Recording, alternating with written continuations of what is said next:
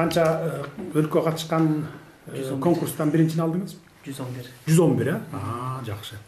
Бүт араб өлкөлөрү, Египет, бүт баары катышты да. Саудия экинчи болуп калды. Саудия экинчи болуп калды. Бахрейн үчүнчү болуп калды. Дүйнө жүзүндөгү дин таратуучулар, диндин мекени экинчини алып калган турбайбы анда? Бул дагы болсо биздин Кыргызстандын жакшы жетишкендиги дин боюнча. Мына биз динге эркиндик беребиз. Ишине аралашпайбыз диндин. Бардыгы каалаган киши өз динин карманат. Намаз окуйт, Куран окуйт дегендей, мечитке барат дегендей. Башка өлкөлөр окшоп биз мисалы чектеп, ары болгула, бери болгула, анан минткиле, тигинткиле дебей элебиз, көрүп атасыңар мисалы. Мына мечиттер боюнча да бардыгын ээн эркин коюп койгонбуз. Мына ошонун жыйынтыгы десек болот бул дагы. Ошонун жыйынтыгы. Азаматсыз, Кудай күч кубат берсин. Мындан ары дагы билимиңизди, илимиңизди дин чөйрөсүндө өркүндөтө бериңиз. Башка биздин келечектеги балдарга үлгү болуңуз.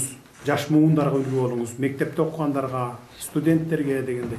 Туура эмес жолдо кетип аткандарды туура жолго бурганга аракет кылыңыз. Ошолорго мына салым кошсоңуз эле сиз Кыргызстанга чоң салым кошкон болосуз. Араб тилди Кыргызстанда үйрөнгөн. Кыргызстан биякта. Бишкектеде, принципи университетте.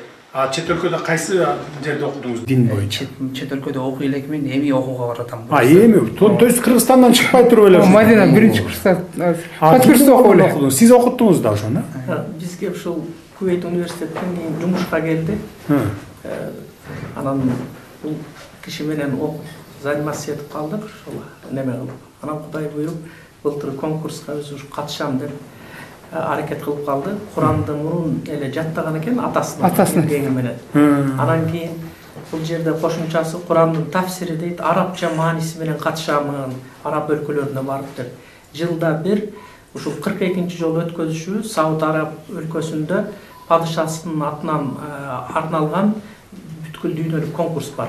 Ага катышуунун шарттарынан бири Куранды эле жатка билбестен Курандын маанилерин арабча жаттап билиш керек. Анан ошого даярданды, 3 ай даярданып эле, мына каникулда барып катышты, ошол көзөндө сентябрда бар. Анан ушундай ийгиликке жетип келди. Молодец, азаматсыз. Канчадасыз?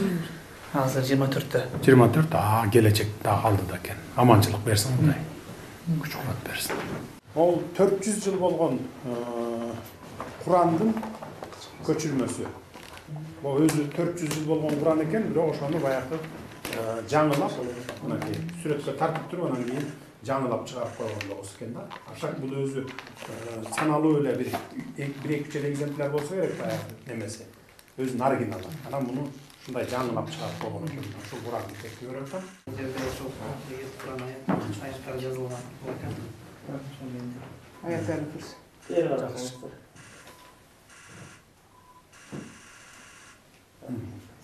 Рахмат.